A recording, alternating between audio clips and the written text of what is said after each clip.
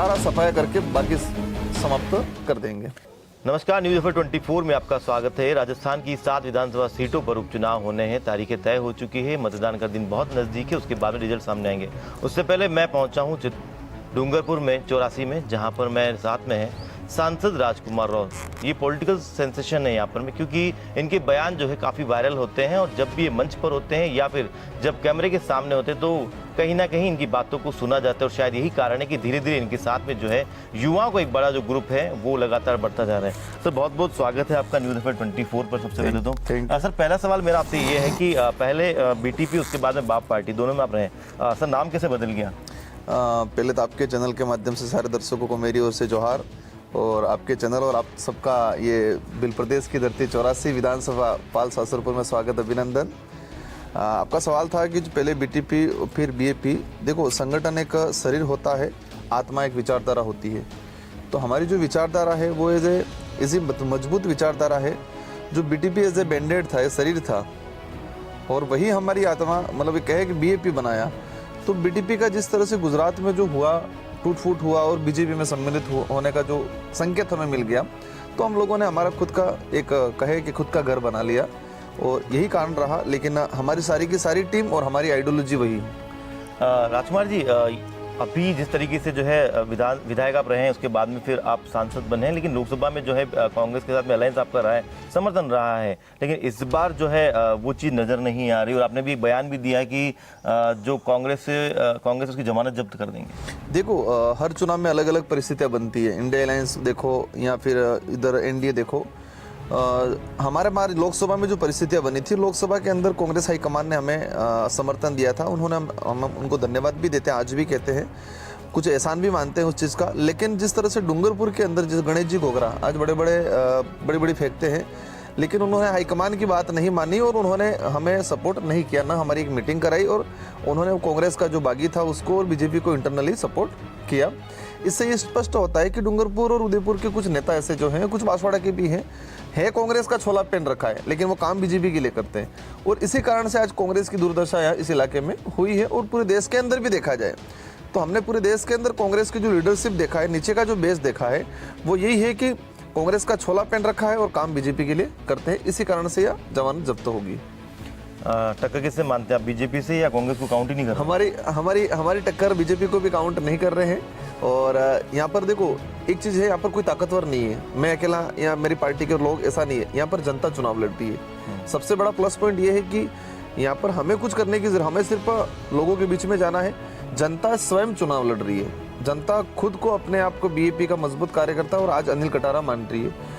तो जब जिस इलाके में जहाँ पर जनता चुनाव लड़ ले, जनता ठान लेती है, वहाँ पर कोई किसी से टक्कर नहीं होती है।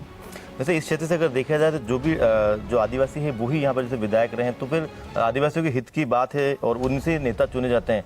लड़ाई किस चीज़ की है फिर? देखो, लड़ाई सबसे पहले लोकतांत्रिक देश है हमारा। मैं आपके चैनल के माध्यम से इसको कहना चाहूँगा। मैं जो समझा, लोकतांत्रिक देश में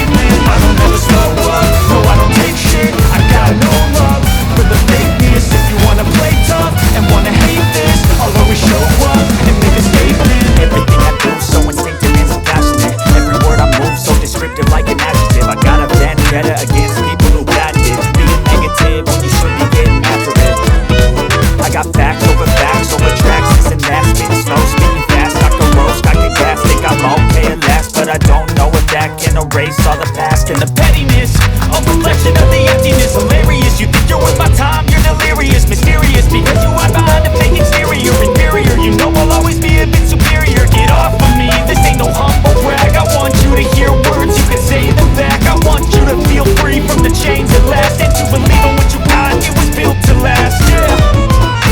Now that I've been put through hell, I never got anyone's help, I had to do it all myself. I don't ever slow up.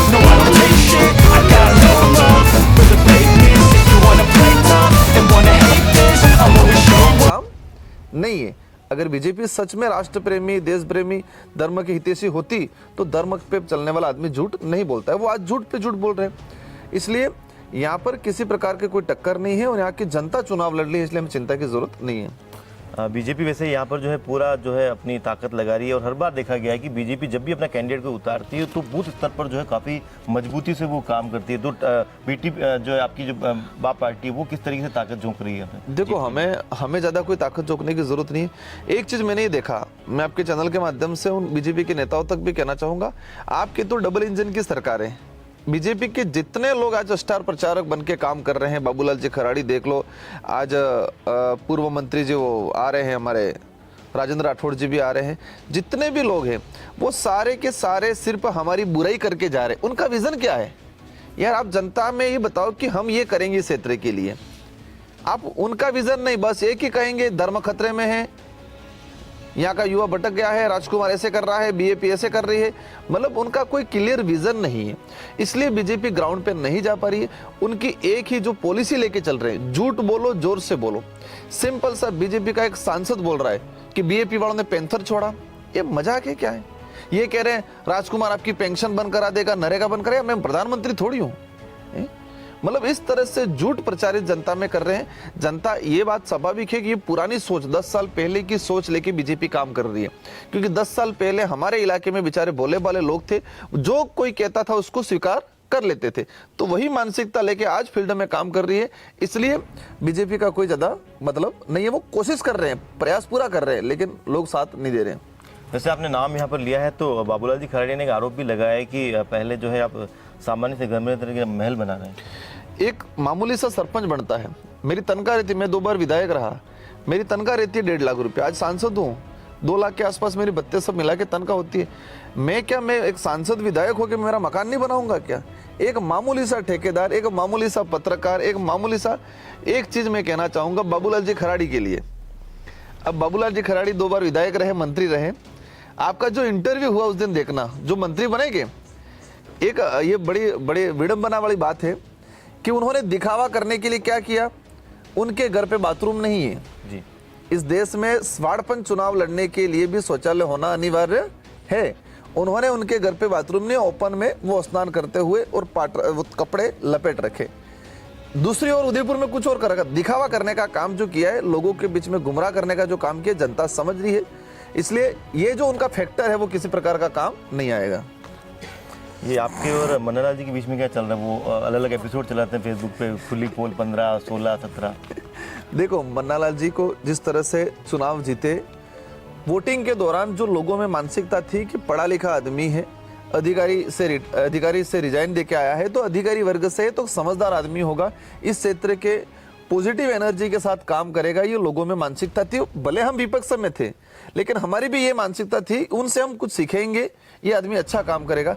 लेकिन जिस दिन से आए, उनका एक ही अटैक है, जो आदिवासी बीजेपी के साथ नहीं है उसको मारना, उनको फंसाना। एक सिंपल सा उनका ऑडियो वायरल हो रहा है।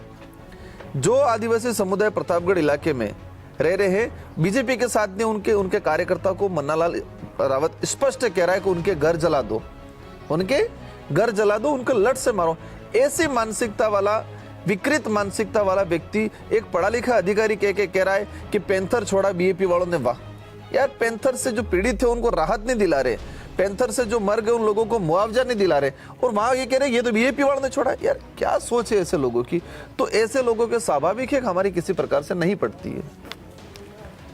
मन्नालाल जी का नाम सुन के थोड़ी सी हंसी जरूर आपके चेहरे पर आई एकदम से, जैसे उनका आपने नाम सुना। अच्छा, कल परसों में आप बयान दे के आए कि शांता देवी मीणा को जिस तरीके से टिकट दिया गया है, तो आपने ये भी कहा है कि वो क्या तो संसद के अंदर जो है अपना पक्ष रख पाएगी, जो अपना नाम नहीं ढंग से ले पाती है, तो क्या वो वहाँ पर अगर बेइज्जती करवाती तो वो जनता की बेइज्जती होती है? देखो, स्वाभाविक है। देखो, अमृत जी का मैं साथ में विधायक रहा हूँ 5 साल, अच्छे व्यक्ति थे। उनका जो घटनाक्रम हुआ, तकलीफ सबको है, हम भी साथ में रहे, मित्र की तरह, मेरे से सीनियर थे।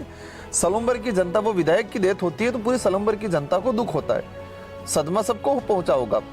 अब ये सांत्वना के नाम से शांता देवी जी को आगे कर रहे हैं।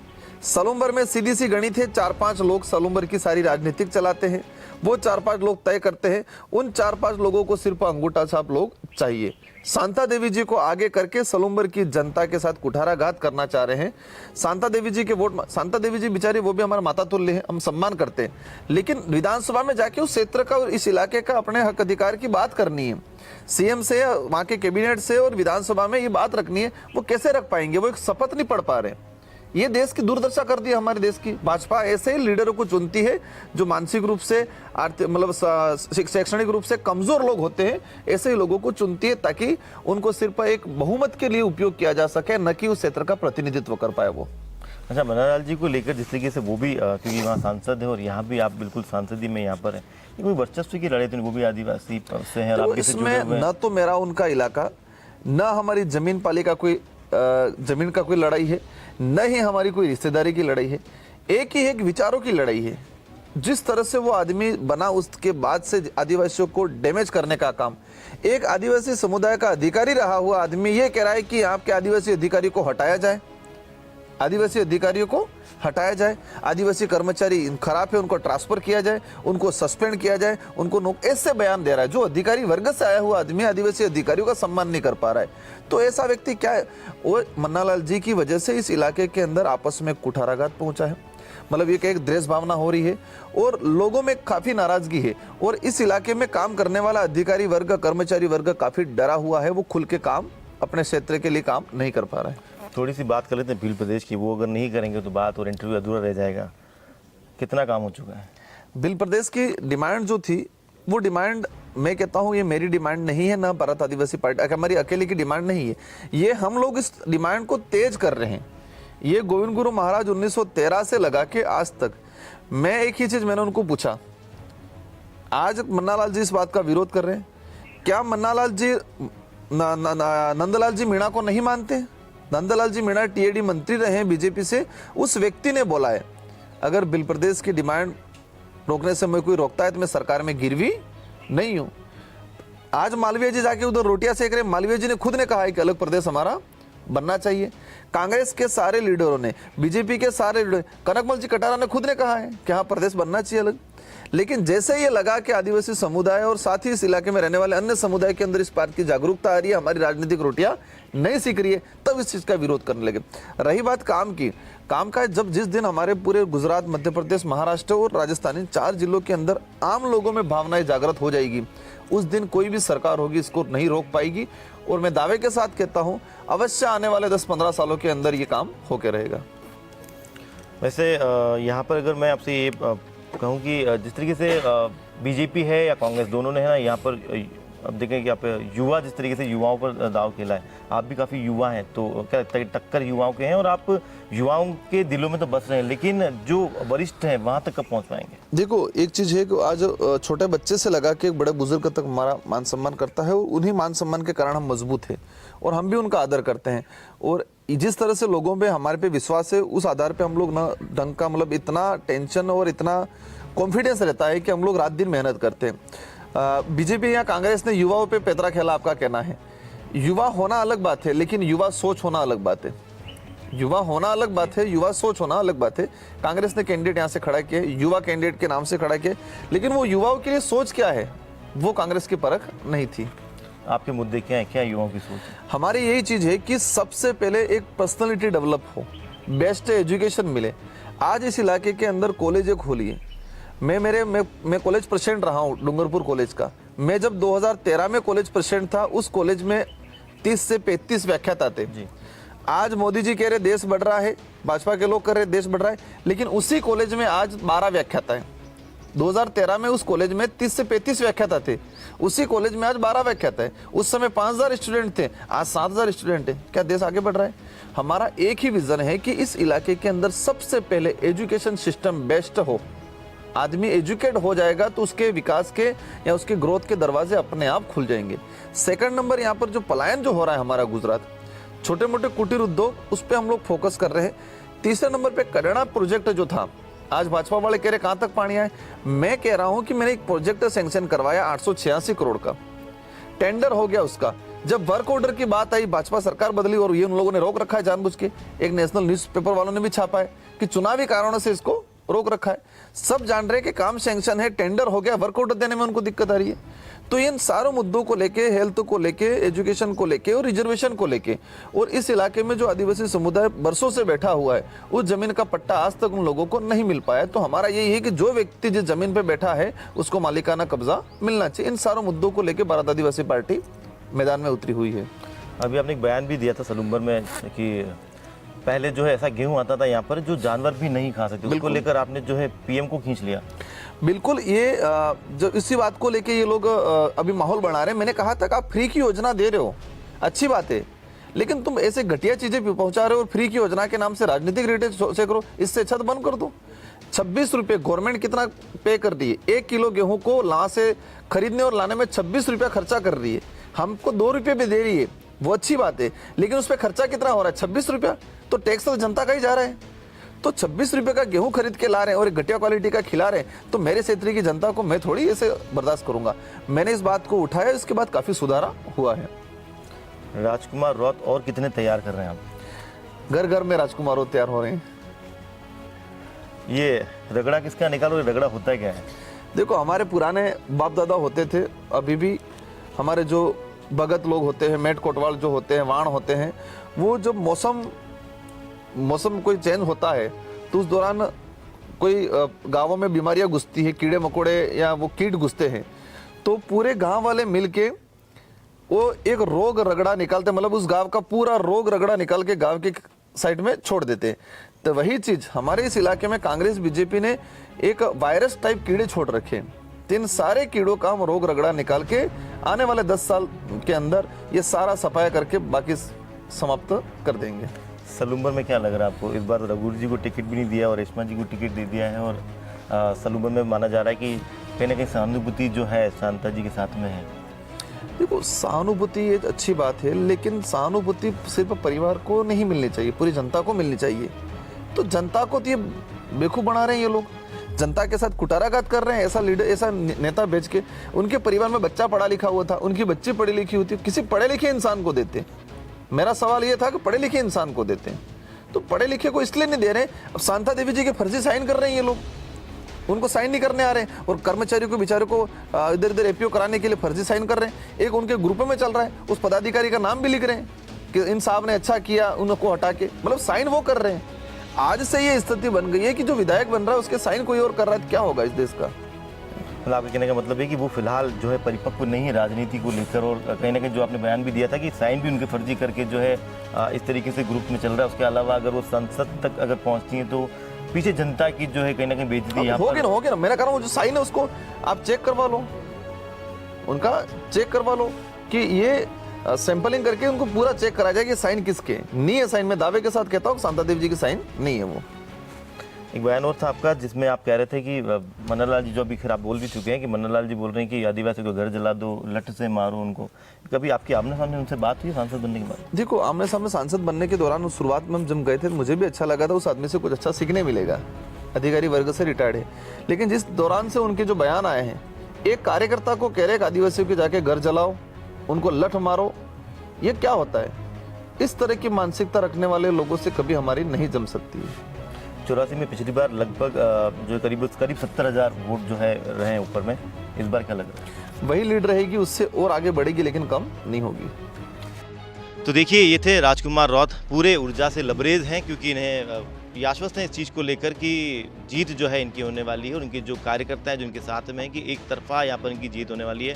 फिलहाल अपनी बातों में ये कह चुके हैं कि जिस तरीके से कि इनकी एक परंपरा होती है कि जो रोग होते हैं, जिस तरीके से कीड़े मकोड़े होते हैं, रगड़ा जो निकालते हैं, तो कहीं ना कहीं ये मन बन चुके हैं कि उस रगड़े को, यानी कि इस चुनाव के दौरान जो कीड़े मकोड़े जिनको इन्होंने बीजेपी कांग्रेस के साथ में जोड़ा है, उसको जो है वो ये निकालने वाले हैं। यानी कि अपनी जो जीत है उसको लेकर राजकुमार रौत अपने कैंडिडेट को लेकर काफ़ी आश्वस्त यहाँ पर नजर आ रहे हैं।